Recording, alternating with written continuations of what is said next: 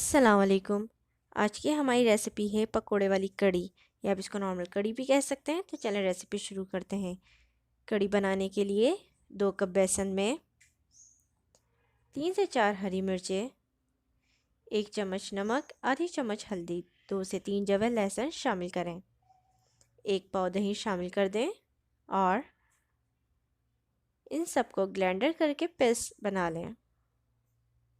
एक बर्तन में आधा कप तेल गरम करके आधी चम्मच राई, आधा चम्मच साबुत ज़ीरा और कड़ी पत्ते शामिल करें।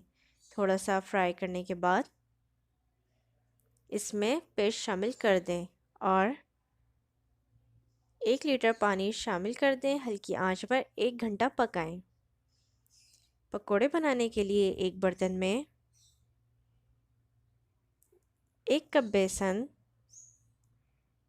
आधा चम्मच नमक, आधा चम्मच पिसा ज़ीरा और धनिया पाउडर, 1 पिंच खाने का सोडा,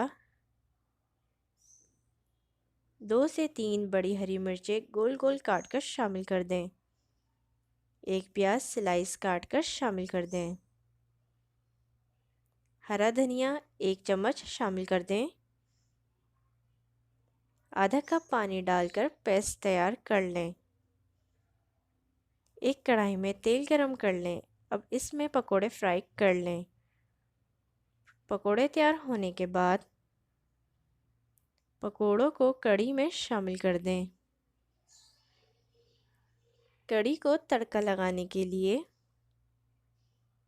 आधा कप तेल में 1 से 2 प्याज फ्राई कर लें। 2 से 3 हरी मिर्चें काट कर इसमें डाल दें। आधा चम्मच साबुत ज़ीरा शामिल करें। 3 से 4 साबुत लाल मिर्च शामिल कर दें और थोड़े से कड़ी पत्ते भी शामिल कर दें। कड़ी में तड़का लगाएं